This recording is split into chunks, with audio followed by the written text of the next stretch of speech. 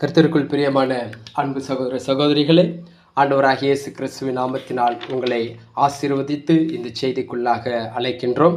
இந்த நாளில் நாம் என்ன பார்க்க போகிறோம் என்றால், சத்திய வேதத்திலிருந்து ஆலயத்தை குறித்து பார்க்க போகின்றோம்.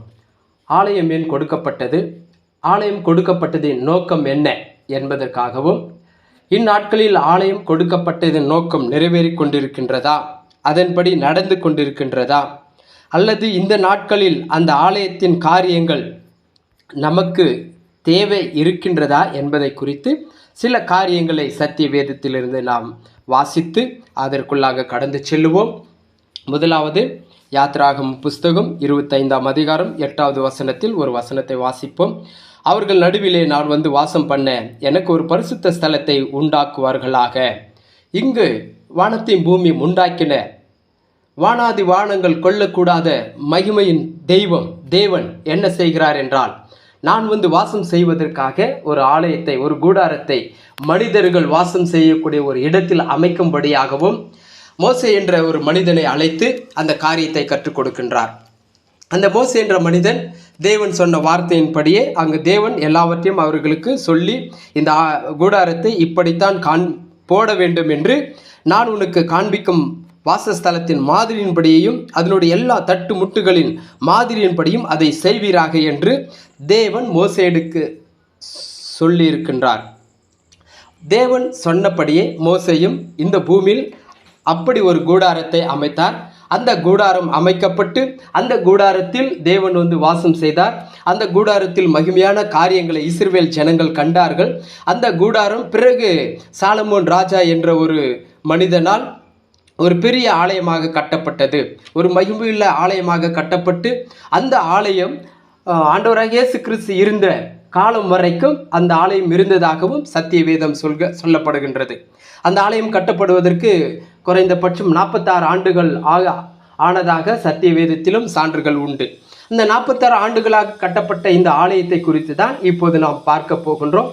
46 ஆண்டுகள் மாத்திரமல்ல, அன்று சாலமோன் கட்டின நாட்களிலிருந்து ஆண்டவராக இயேசு கிறிஸ்து வந்த நாட்கள் வரைக்கும் அந்த ஆலயம் இடிக்கப்பட்டதாகவும் கட்டப்பட்டதாகவும் வரலாறுகளும் வேத ஆதாரங்களும் உண்டு. அநேக வருடங்கள், குறைந்தபட்சம் ஒரு 1500 வருடங்களாக அந்த ஆலயம் இடிக்கப்படுகிறதாகவும் கட்டப்படுகிறதாகவும் இருந்தது. இப்படியாய் இந்த ஆலயத்தில் தேவன் மகிமையான காரியங்களை செய்தார் என்று சத்திய வேதம் சொல்கின்றது. அந்த ஆலயத்தில் ஏறெடுக்கப்பட்ட விண்ணப்பங்கள் கேட்கப்பட்டது. அந்த ஆலயத்தில் போய் எந்த ஒரு மனிதனாவது கண்ணீர் விட்டு அழும்போது அந்த கண்ணீரின் ஜபத்தை தேவன், பரலோகத்தில் இருக்கிற தேவன் கேட்கின்றார். கேட்டு அதற்கு பதில் கொடுத்திருக்கின்றார். அதே போல் வேதம் சொல்கின்றது, வானம் உன் சிங்காசனம், பூமி உன் பாதப்படி. இதில் தேவன் வாசம் செய்யும் ஸ்தலம் எது? அது சாலமோனே சொல்கின்றார். வானாதி வானங்கள் கொள்ளக்கூடாத மகிமையின் தேவன் இந்த ஒரு மனித கைவெல்லால் கட்டப்பட்ட இந்த இடத்தில் வாசம் செய்ய முடியுமா என்று அவரே ஒரு கேள்வியும் கேட்கின்றார்.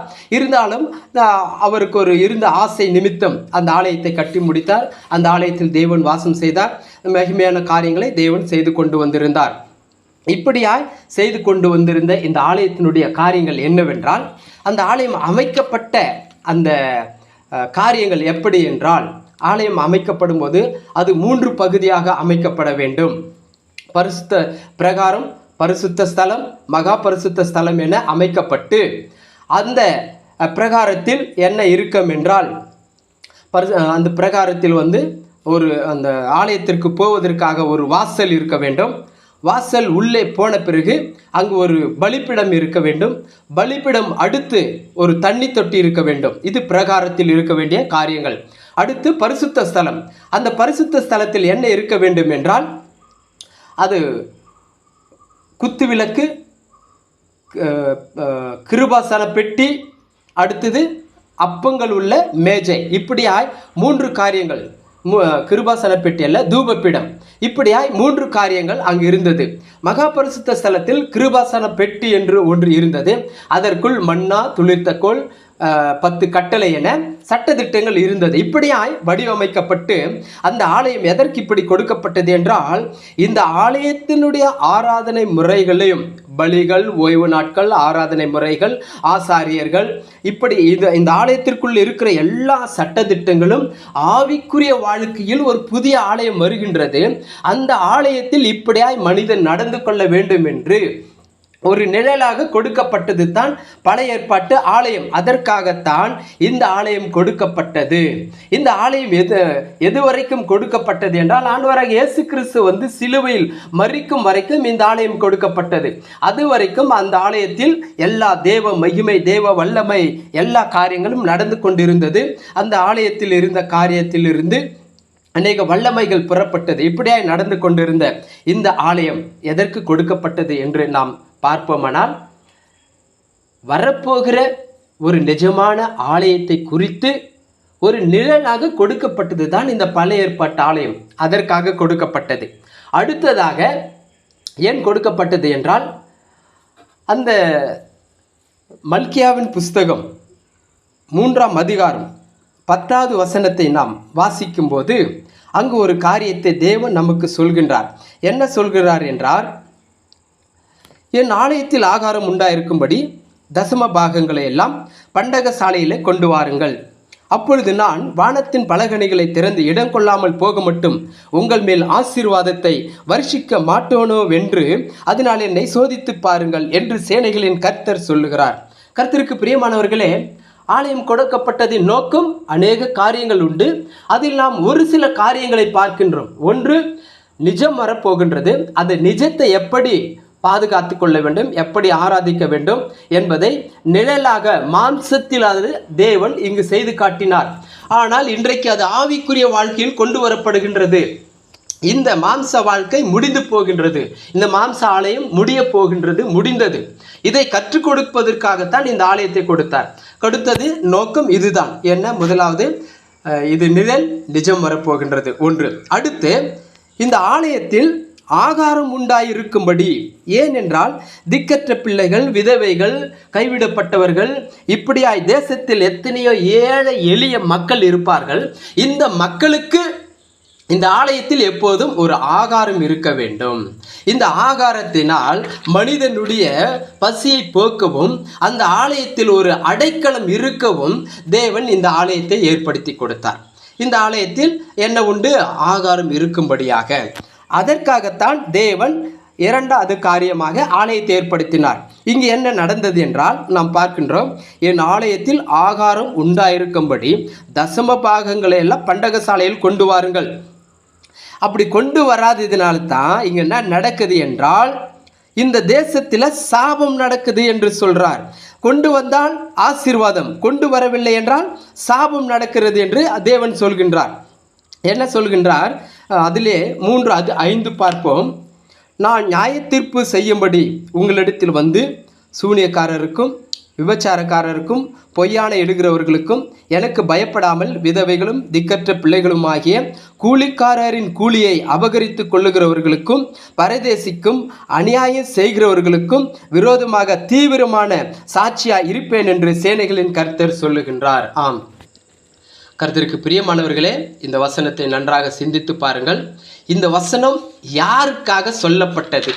மல்கியாவின் புஸ்தகம் யாருக்கு எழுதப்பட்டது? 2ஆம் அதிகாரம் 1வது வசனம் சொல்கின்றது, இப்போதும் ஆசாரியர்களே, இது உங்களுக்கான கட்டளை. யாருக்கான கட்டளை? ஆசாரியர்களுக்கான கட்டளை. இந்த மல்கியா 3:10 யாருக்காக பேசப்பட்டது என்றால், சட்டதிட்டங்களில், தசம பாகங்களில், காணிக்கைகளில் விசுவாசிகளுக்கு பேசப்பட்டது இருக்கின்றது. ஆனால் இந்த மல்கியா புஸ்தகம் யாருக்கு பேசப்பட்டது என்றால், ஆசாரியர்களுக்கு பேசப்பட்டது, ஊழியர்களுக்கு பேசப்பட்டது, அநேக பாஸ்டர்களுக்கு பேசப்பட்ட வார்த்தை இது. ஏனென்றால் அவர்கள்தான் இந்த வருகிற இந்த தசம பாகங்களை எல்லாம் கொண்டு போய் அவர்கள் அநியாயம் செய்து கொண்டிருக்கிறார்கள். என்ன செய்கிறார்கள் என்றால், இங்க சொல்றாரு இல்லையா, விதவைகள், திக்கற்ற பிள்ளைகள், கூலிக்காரருடைய கூலி, இது தாங்க. இதெல்லாம் யார் அபகரிக்கிறாங்க என்றால், இந்த ஆலயத்தில் இருக்கிற ஆசாரியர்கள். வேதம் சொல்கின்றது, யாத்ராக புஸ்தகத்தில் அநேக காரியங்களை தேவன் பட்டியல் எடுத்து கொடுத்திருக்கிறாரு. என்னன்னாக்கா, ஒரு ஆலயத்தில் இருக்கும்போது அந்த ஆலயத்தில் வருகிற காணிக்கை தசம பாகங்களை என்ன செய்ய வேண்டும் என்றால் 3ஆக பிரித்து, ஒன்று ஆசாரியனுக்கு, ஒன்று ஆலய வேலைக்கு, ஒன்று திக்கற்ற பிள்ளைகளுக்கு தர வேண்டும். இந்த ஆசாரியர்கள் என்ன செய்தார்கள்? வரும் காரியங்களில் இந்த திக்கற்ற பிள்ளைகளுக்கு கொடுக்க வேண்டிய இந்த பணங்களை எடுத்து தனக்கென்று பயன்படுத்தினார்கள் என்றுதான் மல்கியா 3:5 சொல்லுகிறது. அங்கே அதான் சொல்கிறாரு. யாருக்கு? சூனியக்கார, விபச்சாரக்கார, பொய்யானைக்கார, விதவைகளை, திக்கற்ற பிள்ளைகள், கூலிக்காரருடைய கூலி அபகரித்து கொள்ளுகிற பரதேசி, பரதேசிக்கு அநியாயம். அப்போது இந்த ஆலயத்தில் யாருக்கெல்லாம் அங்கே அன்னதானம் போட சொன்னார்? பரதேசிக்கு, திக்கற்ற பிள்ளைகளுக்கு, கைவிடப்பட்டவர்களுக்கு, ஏழை எளிய ஜனங்களுக்கு அங்கே ஆகாரம் இருக்க வேண்டும், ஒரு அடைக்கலம் இருக்க வேண்டும் என்று தேவன் சொன்ன காரியத்தை இவர்கள் செய்யாதது நிமித்தம் தேசத்தில் என்ன வரும்? சாபம் வரும் என்று சத்தியவேதம் சொல்கின்றது. ஆம், கர்த்தருக்கு பிரியமானவர்களே, இந்த ஆசாரிகள் என்ன செய்தார்கள் என்றால், தேவன் கொடுத்த இந்த ஆலயத்தை தங்களுடைய சுய நலங்களுக்காக அதை பயன்படுத்த ஆரம்பித்து விட்டார்கள். என்ன பயன்படுத்த ஆரம்பித்து விட்டார்கள்? அந்த நாட்களில் இருந்து அநேக காரியங்கள் நடந்து கொண்டிருக்கிறது, அநீதிகள் நடந்து கொண்டிருக்கிறது. சத்திய வேதத்தை அவர்கள் கேட்காமல் அநேக காரியங்களை நீங்கள் கேளாமலே நாமத்திற்கு மகிமை செலுத்தும்படி இதை சிந்தியாமலும் இருந்தால் நான் உங்களுக்குள்ளே சாபத்தை அனுப்பி உங்கள் ஆசீர்வாதங்களை சாபமாக்குவேன். ஆம், நீங்கள் அதை சிந்தியாமல் போனதினால் அவைகளை சபித்தேன் என்று சேனைகளின் கர்த்தர் சொல்லுகின்றார். இது எதனால சொல்றாருனாக்கா, விசுவாசிக்கு சொன்ன வார்த்தை அல்ல, இது ஆசாரியர்களுக்கு சொன்ன வார்த்தை. ஆசாரியர்களே, நான் சொன்ன வார்த்தையை நீங்கள் கேளாதபடியினால் தேசத்திற்கு என்ன வரும்? சாபம் வரும். உங்கள் நிமித்தம் சாபம் வரும்ன்றார். இன்றைக்கு தேசத்தில் சாபம் வருதுன்னா யார் நிமித்தம் சாபம் வருது? இந்த ஆசாரியர்கள் நிமித்தம் தான் சாபம் வருது. ஏன்? விசுவாசிகள் கொடுக்க வேண்டியதை கொடுத்து விடுகிறார்கள், ஆசாரியர்கள் செய்ய வேண்டியதை செய்வதில்லை. என்ன செய்வதில்லை? அநேக காரியங்கள் உண்டு. நாம் வருகிற காலங்களில் இந்த பாகங்களை பார்ப்போம்.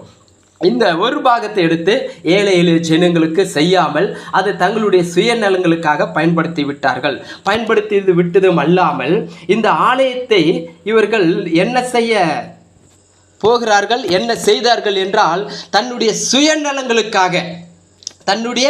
சுயநலங்களுக்காக ஆலயங்களை பயன்படுத்தினார்கள். என்ன பயன்படுத்தினார்கள்? நாம் அநேக காரியங்களை பார்க்க முடியும். யோவான் சுவிசேஷம் 2ஆம் அதிகாரத்தில் 14வது வசனத்திலிருந்து 16வது வசனத்தை வரைக்கும் நாம் வாசிப்போமானால் அங்கு என்ன நடக்கின்றது என்றால், இந்த ஆலயத்தை இந்த ஆசாரியர்கள் எப்படி மாற்றி வைத்தார்கள் என்றால், பாருங்கள், தேவாலயத்திலே ஆடுகள், மாடுகள், புறா விற்கிறவர்களாகிய இவைகளை விற்கிறவர்களையும் காசுக்காரர் உட்கார்ந்து இருக்கிறதையும் இயேசு கண்டார். கயற்றினால் ஒரு சவுக்கை உண்டு பண்ணி அவர்கள் யாவரையும் ஆடு மாடுகளையும் தேவாலயத்திற்கு புறம்பே துரத்திவிட்டு காசுக்காரருடைய காசுகளை கொட்டி பலகைகளை கவிழ்த்து போட்டு புறாவிற்கிறவர்களை நோக்கி, இவைகளை இவ்விடத்திலிருந்து எடுத்து கொண்டு போங்கள், என் பிதாவின் வீட்டை வியாபார வீடாக்காதிருங்கள் என்றார். பிரியமானவர்களே, இந்த ஆசாரியர்கள் அன்றைக்கு ஆலயத்தை என்னவாக மாற்றிவிட்டார்கள்? வியாபார வீடாக மாற்றிவிட்டார்கள். அன்றைக்கு மாத்திரமல்ல, இன்றைக்கும் அதை மாற்றி வைத்துக் கொண்டிருக்கிறார்கள். எதுவாக? வியாபார வீடாக. அந்த வியாபார வீடாக மாற்றியதன் நிமித்தம் அங்கு என்ன நடக்கின்றது? அநேக பிரச்சனைகள், போராட்டங்கள் ஆரம்பிக்கப்படுகின்றது. ஒன்று, இந்த ஆலயம் கொடுக்கப்பட்டது நோக்கம் மறந்து போய் இந்த ஆலயத்தை ஆசாரியர்கள் தங்களுடைய சுய விருப்பங்களுக்காக பயன்படுத்தி ஆலயத்தை என்ன செய்து விட்டார்கள்? வியாபார நோக்கத்திற்காக வைத்து விட்டார்கள். ஆலயத்தில் பாருங்க, யார் யார் இருக்கிறாங்க? விற்கிறவர்கள், வாங்குகிறவர்கள். சத்திய வேதம் சொல்கின்றது, விற்கிறவர்களும் வாங்குகிறவர்களும் பரலோகம் போக மாட்டார்கள். அப்படியே நீதிமொழிகளில் இந்த சத்தியம் இருக்கின்றது. ஏனென்றால் இந்த ஆலயத்தை வைத்துக்கொண்டு ஆலயத்தின் நிமித்தம் சத்தியத்தையாவது, பொருட்களையாவது, ஆடு மாடுகளையாவது, அபிஷேகத்தையாவது விற்கிறவர்களும் வாங்குகிறவர்களும் பரலோகம் போக மாட்டார்கள். இதைத்தான் தேவன் இங்கு சொல்லி கொண்டு வருகின்றார். பிரியமானவர்களே, இந்த ஆலயத்தை அவர்கள் என்னவா மாற்றினார்கள் என்றால், தங்களுடைய சுயநலத்திற்காக ஒரு தொழில் கூடமாக மாற்றிவிட்டார்கள். அடுத்து என்ன மாற்றினார்கள் என்று பார்ப்போம். அதே எசேக்கியாவின் புஸ்தகம் 8ஆம் அதிகாரம் 6வது வசனத்தில் இப்படியாய் சத்தியவேதம் சொல்கின்றது, அவர் என்னை நோக்கி, மனுப்புத்திரனே, அவர்கள் செய்கிறதை காண்கிறாயா? என் பரிசுத்த ஸ்தலத்தை விட்டு என்னை தூரமாய் போக பண்ணும்படியான இஸ்ரவேல் வம்சத்தார் இங்கே செய்கிற மிகுந்த அருவருப்புகளை காண்கிறாய் அல்லவா? இதிலும் அதிக அருவருப்புகளை இன்னமும் காண்பாய் என்று சொல்லி அவர் என்ன பண்றாரு, கர்த்தருடைய ஆலயத்தின் உட்பிரகாரத்திலே கொண்டு போனார். இதோ கர்த்தருடைய ஆலயத்தின் வாசல் நடையின் மண்டபத்துக்கு பலிப்பிடத்திற்கு நடுவே ஏறக்குறைய 25 புருஷர் தங்கள் முதுகை கர்த்தருடைய ஆலயத்திற்கும் தங்கள் முகத்தை கீழ் திசைக்கு நேராக திருப்பினவர்களாய் கிழக்கே இருக்கும் சூரியனை நமஸ்கரித்தார்கள். பாருங்க, ஆலயத்தில் அடுத்து என்ன நடக்குது? விக்கிரக ஆராதனை. விக்கிரக ஆராதனை நடக்கிறது. இதெல்லாம் ஏன் நடந்தது என்றால், தேவனை அந்த ஆலயத்திலிருந்து வெளியே போகும்படியான கட்டளைகள் இந்த மனிதர்கள் சொல்லுகிறார்கள், நீர் இங்கே இருக்க வேண்டாம், வெளியே போய்விடும் என்று கிரியைகளினால் செய்து காட்டுகிறார்கள். அன்றைக்கு மாத்திரமல்ல, இன்றைக்கும் மனிதர்கள் அதை தான் செய்து கொண்டிருக்கிறார்கள். இன்றைக்கு நாம் எபேசியர் 5:5 பார்க்கும்போது, பொருளாசைக்காரராகிய விக்கிரக ஆராதனைக்காரன் பரலோக ராஜ்யத்தில் பிரவேசிக்க முடியாது. அப்ப யார் இந்த பொருளாசைக்காரர் என்றால், ஆலயத்தை வைத்துக்கொண்டு ஆலயத்தில் வருகிற பணத்தில் பெரிய பெரிய பள்ளிகளை கட்டுவதும், பெரிய பெரிய தொழில்களை ஆரம்பிப்பதும், காலேஜுகளை கட்டுவதும், இந்த ஆலயத்தின் பணத்தை தன்னுடைய சுயநலத்திற்காகவே செலவு செய்து கொள்ளுகிறவர்களுக்காகவும், இவர்கள்தான் இந்த பொய்யானவர்கள், இந்த யாரு கர்த்தருக்கு கீழ்ப்படியாதவர்கள், இவர்கள் தாங்க இந்த ஆலயத்தை கெடுத்து நாசனப்படுத்துறவங்க. அப்போ அடுத்து ஆலயத்தில் என்ன நடக்குது என்றால், விக்கிரக ஆராதனை நடக்கிறது. எப்படி நடக்கிறது? ஆராதனை என்னவோ நல்லா ட்ரம்ஸ் அடிக்கிறாங்க, மேலே அடிக்கிறாங்க, பாட்டு பாடுறாங்க, கை தட்டுறாங்க, வெள்ளை துணி போட்டு அருமையான ஆராதனை நடத்துகிறாங்க. ஆனால் அங்கே மல்கியால சொன்னோம் பார்த்தீங்களா, என்னுடைய விதவைகள் பரதேசிகளுடைய கூலியை அபகரிக்கிறவனேன்றாரு. அப்போ யார் இது? ஆலயத்தில் வருகிற காணிக்கை காசை, பணத்தை முழுவதும் ஆலயம்னு எடுத்து அபகரிக்கிறாங்க பார்த்தீங்களா? இவங்க தாங்க இந்த திருடர்கள், பொய்யர்கள். இவங்க தாங்க இந்த கள்ளத்தீர்க்க தரிசிகள், பொருளாசைக்காரர்கள், விக்கிரக ஆராதனைக்காரர்கள், இவர்கள் தான். அப்போ இந்த விக்கிரக ஆராதனைக்காரர்கள் அநேக காரியங்களை இங்கு செய்கிறார்கள். அப்போ இப்படி செய்கிறது நிமித்தம், இதுதான் விக்கிரக ஆராதனை. இன்றைக்கு இருக்கிற சபைகளில் அநேக விக்கிரக ஆராதனை இப்படித்தான் நடந்து கொண்டிருக்கிறது. யாரெல்லாம் திக்கற்ற பிள்ளைகள், விதவிகள் தேவைகள் சந்திக்கப்படாமல், ஆலய காசுகளில் சந்திக்கப்படாமல் அந்த பணத்தை எடுத்து தனக்காகவே செலவு பண்ற அத்தனை ஊழியர்களும் பொருளாசைக்காரர்கள், விக்கிரக ஆராதனைக்காரர்கள். இது ஏன் நடக்குதுன்னா, இந்த ஆலயத்தில் அந்த தெய்வம் தேவையில்லை, இன்னொரு தெய்வம் வேணும். எந்த தெய்வம்? விக்கிரக தெய்வம் வேணும். அது எப்படி? நாங்கள் செலவைக்க மாட்டோம், ஆனால் பொருளாசை என்ற ஆசையில் இங்கே ஆவிக்குரிய சாத்தானை வச்சு நாங்கள் வழிபடுறோம்னு சொல்கிற வார்த்தை தாங்க இன்றைக்கு நடந்து கொண்டிருக்கின்றது. கர்த்தருக்கு பிரியமானவர்களே, நாம் நன்றாக சிந்தித்து பார்ப்போம். ஆலயம் கொடுக்கப்பட்டதின் நோக்கத்தை மறந்து வேறு எதையோ செய்ததின் நிமித்தம் தேவன் என்ன செய்தார் என்றால், அன்றையிலிருந்து இந்த காரியத்தை ஆரம்பித்து விட்டார். என்றைக்கு? 2 நாளாகமம் 7ஆம் அதிகாரத்தில் 20வது வசனத்தில் இப்படியாய் வேதம் சொல்கின்றது, நான் அவர்களுக்கு கொடுத்த என் தேசத்தில் இருந்து அவர்களை பிடுங்கி என் நாமத்திற்கென்று நான் பரிசுத்தப்படுத்தின இந்த ஆலயத்தை என் சமூகத்தினின்று தள்ளி அது எல்லா ஜன சதங்களுக்குள்ளும் பழமொழியாகவும் வசை சொல்லாகவும் வைப்பேன். அவன் தேவனுடைய பாருங்க, இங்க என்ன சொல்ல வந்தார்னாக்கா, என் சமூகத்தினின்று இந்த ஆலயத்தை தள்ளுவன் சொல்றார். ஏன்? ஆலயத்தை கொடுத்ததின் நோக்கத்தை விட்டு விட்டார்கள் ஆசாரியர்கள். இந்த ஆலயத்தை வியாபார ஸ்தலமாய் மாத்திட்டாங்க, அடுத்து விக்கிரக கோவிலா மாத்திட்டாங்க. இன்றைக்கு யார் இதுல வாசம் செய்யறா? இன்றைக்கு நாம் சொல்றோம் பரிசுத்த ஆவியானவர் வாசம் செய்யறார். கிடையாது. இப்படி நடக்கிற ஒவ்வொரு ஆலயம் சொல்லி நடத்துகிற ஒவ்வொரு ஆசாரியரும் விக்கிரக ஆராதனை நடத்துகிறீர்கள். அதில் யார் வாசம் செய்வது? பெரிய எஜமான், பணத்தை எந்திரிச்சமான், அவன் பிசாசு தான் வாசம் செய்வான். ஏனென்றால் தேவன் வாசம் செய்கிற ஆலயத்தில் இப்படி இருக்காது. அப்படி இருக்குமானால் அந்த ஆலயத்தில் அந்த வருகிற தசம பாகத்தை 3ஆக பிரித்து ஆலயத்திற்காகவும் ஆசாரியனுக்காகவும் திக்கற்ற பிள்ளைகளுக்காகவும் பிரித்து அதை சரிப்படுத்த வேண்டும். இப்படி இன்றைக்கு எந்த ஆலயங்களில் சரிப்படுத்துகிறார்கள்? எந்த ஆலயங்களில் அன்னதானம் செய்கிறார்கள்? மல்கியாவின் புஸ்தகத்தில் ஏற்பட்ட இந்த சாபம் இந்த ஆசாரியர்களால் ஏற்பட்ட சாபம். இந்த சாபத்திற்கு காரணம் ஆசாரியர்கள். ஏன்?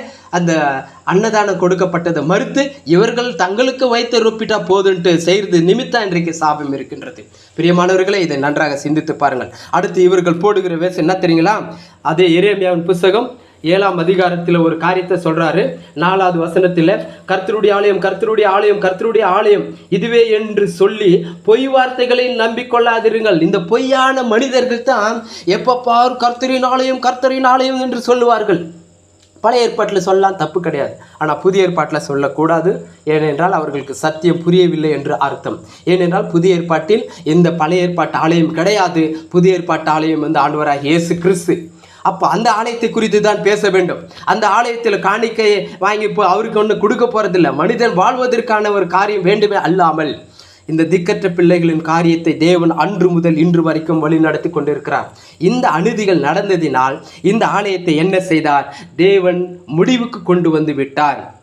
அந்த நாட்களில் 2 ராஜாக்களின் புஸ்தகத்தில் கடைசி ராஜாவாகிய சிதேக்கியாவின் காலத்தில் தேவன் என்ன செய்தார் என்றால், பாபிலோன் ராஜா அங்கு வந்து அந்த எருசலேமை அவனுடைய ஆலயத்தை தீக்கொளுத்தி எருசலேமின் அலங்கத்தை இடித்து அதன் மாளிகைகளை எல்லாம் அக்னியால் சுட்டெரித்து அதிலிருந்து திவ்யமான பனிமுட்டுகளை எல்லாம் அழித்தான். அந்த ஆலயத்தை சுட்டெரித்தான் என்று சத்தியவேதம் சொல்கின்றது. இது யாருங்க சொன்னது? தேவனே சொன்னார். ஏன்? தேவன் கட்டினால் அதை ஒரு மனிதனாலும் இடிக்க முடியாது. தேவன் அடைத்தால் ஒரு மனிதனாலும் அதை திறக்க முடியாது. அப்படியாப்பட்ட இந்த ஆலயத்தை யார் அனுமதி கொடுத்து? தேவனை அனுமதி கொடுத்தார். பாபிலோன் ராஜா வந்து அதை எடுத்துக்கொண்டு போகத்தக்கதாக அந்த எடுத்துக்கொண்டு போன பிறகு அந்த ஆலயத்தில் அநேக அநீதிகள் நிறைந்து கொண்டிருந்தது. இருந்தாலும் தேவனுடைய தீர்மானங்கள், தேவனுடைய வருகைக்காக அந்த ஆலயம் காக்கப்பட்டது என்று சத்தியவேதம் சொல்கின்றது. ஆண்டவராக இயேசு கிறிஸ்து வந்து என்றைக்கு சிலுவையில் தன்னுடைய காரியங்களை முடித்தாரோ அன்றைக்கு பழைய ஏற்பாட்டு ஆலயம் முடிந்து விட்டது. அடுத்து புதிய ஏற்பாட்டு ஆலயம் ஆரம்பமானது. அந்த புதிய ஏற்பாட்டு ஆலயம் யார் என்றால் ஆண்டவராகிய இயேசு கிறிஸ்து. அந்த ஆலயத்தை குறித்து நாம் அடுத்த பாகத்தில் பார்ப்போம். இன்றைக்கு இந்த ஆலயத்தை குறித்து பேசிக் கொண்டிருக்கிறார்கள் அல்லவா? இந்த ஆலயத்தை குறித்து ஆண்டவர் என்ன சொல்கின்றார்? கிறிஸ்தவர்களாகிய நாம் மற்ற மதத்தாரின் ஆலயங்களை பார்த்து சொல்லுவோம், அங்கு விக்கிரகங்கள் வாசம் செய்கிறது என்று. ஆனால் தேவன் இங்கு கிறிஸ்துவ ஆலயத்தில் யார் வாசம் செய்கிறார் என்று இன்றைக்கு ஏதோ இந்த எசேக்கியேல் புத்தகத்தில் சொல்லியிருக்கிறார். அங்கு பொருளாசைக்காரர், விக்கிரக ஆராதனைக்காரர், விக்கிரகங்கள் இருக்கிறது என்று சொல்லியிருக்கிறார். இன்னுமாய் இந்த ஆலயத்திற்கு முடிவும் கொண்டு வந்திருக்கிறார் அநேக காரியங்களில். யோவான் சுவிசேஷம் 16ஆம் அதிகாரம் 1, 2, 3 இப்படியா சொல்கின்றது, அவர்கள் உங்களை ஜெப ஆலயங்களுக்கு புறம்பாக்குவார்கள், மேலும் உங்களை கொலை செய்கிறவன் தேவனுக்கு தொண்டு செய்கிறேன் என்று நினைக்கும் காலம் வரும்.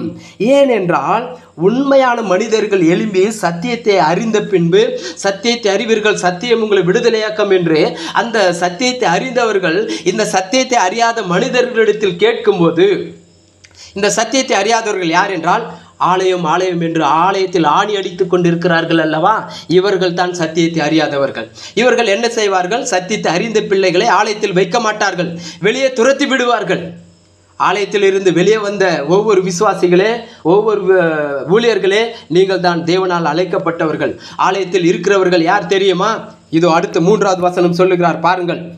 அவர்கள் பிதாவையும் என்னையும் அறியாதவர்கள். யாரே? இயேசு கிறிஸ்துவின் பிதாவையும் அறியாதவர்கள் தான் ஆலயத்தில் இருப்பார்கள். ஏனென்றால் இவர்களுடைய காரியம் ஆலயம்தான் பெரியது. ஏனென்றால் ஆலயம் ஒரு தொழில் கூட மாறிவிட்டது. ஆலயம் இல்லை என்றால் இவர்களுக்கு வாழ்க்கை இல்லை. அப்படித்தான் இன்றைக்கு கிறிஸ்தவர்கள் மாற்றி வைத்துக் கொண்டிருக்கிறார்கள். கிறிஸ்தவர்களுக்கு தேவையானது ஆலயம். ஆலயம் என்றால் கிறிஸ்தவர்கள் இல்லை. இன்றைக்கு மற்ற மதஸ்தார்களும் ஆலயத்தை வைத்துக் கொண்டுதானே தன்னுடைய வாழ்க்கையை ஓட்டி கொண்டிருக்கிறார்கள். அப்படி பார்க்கும்போது கிறிஸ்தவர்களும் கிறிஸ்தவ ஆசாரியர்களும் ஆலயத்தை வைத்துத்தானே தன்னுடைய வாழ்க்கையை ஓட்டி கொண்டிருக்கிறார்கள். இதுவா கிறிஸ்தவம்? அல்ல, இது பிசாசினால் ஏற்பட்ட ஒரு பெரிய வஞ்சகம். புதிய உடன்படிக்கையில் நாம் அதை குறித்து பார்ப்போம். அடுத்து ஒரு வசனம் சொல்கின்றார், மத்தேயு சுவிசேஷம் 6ஆம் அதிகாரம் 2வது வசனம். ஆகையால் நீ தர்மம் செய்யும் போது மனுஷரால் புகழப்படுவதற்கு மாயக்காரர் ஆலயங்களிலும் வீதிகளிலும் செய்வது போல் உனக்கு முன்பாக தாரை உதவியாதே, அவர்கள் தங்கள் பலனை அடைந்து தீர்ந்தது என்று மெய்யாகவே உங்களுக்கு சொல்லுகிறேன். வேதம் சொல்கின்றது, உதவி செய்தாக்கா வலது கை செய்கிறது இடது கைக்கு தெரியக்கூடாது. இன்றைக்கு இருக்கிற கிறிஸ்தவர்கள் வீடியோ எடுத்து உலகம் முழுவதும் பார்ப்பதை போல் போட்டு விடுகிறார்கள். அதற்கு அங்கே சொல்றாரு, தர்மம் செய்யும் போது மனுஷரால் புகழப்படுவதற்கு மாயக்காரர் ஆலயங்களில், இந்த ஆலயங்களில் யார் இருக்கிறது? மாயக்காரர்கள். இந்த மாயக்காரர்களுக்கு என்னத்தான் ரொம்ப பிடிக்கும்?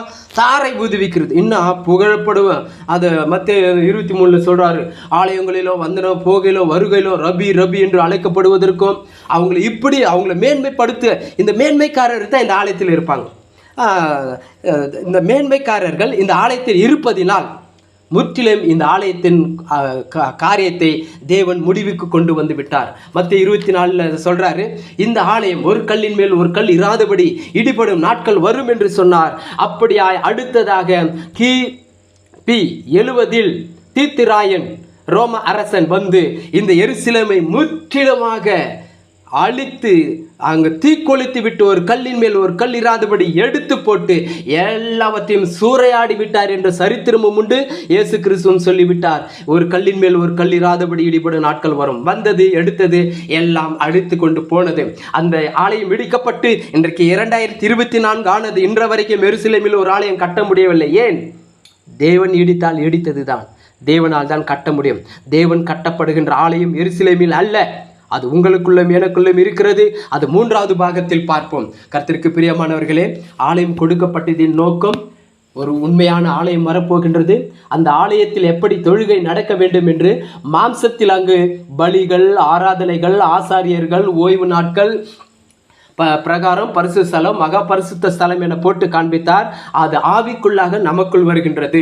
அடுத்ததாக ஆலயம் கொடுக்கப்பட்டதின் நோக்கம், திக்கற்ற பிள்ளைகளுக்கும் விதவைகளுக்கும் அங்கு அன்னதானம் இருக்கும்படியாகவும் ஒரு அடைக்கலம் இருக்கும்படியாகவும் ஏற்படுத்தி கொடுத்தார்.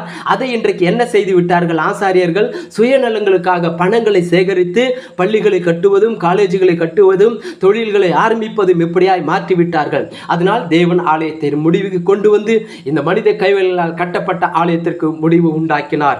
இனி இந்த ஆலயத்திற்கு புது உடன்படிக்கையில் வேலை அல்ல.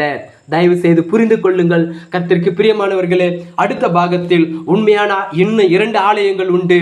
பழைய ஏற்பாட்டு ஆலயம் முடிந்தது, புதிய ஏற்பாட்டு ஆலயம் உண்டு, நித்திய ஏற்பாட்டு ஆலயம் உண்டு. இதை குறித்து அடுத்த பாகத்தில் நாம் பார்ப்போம். கர்த்தர் தாமே உங்களை ஆசீர்வதிப்பாராக. ஆமென்.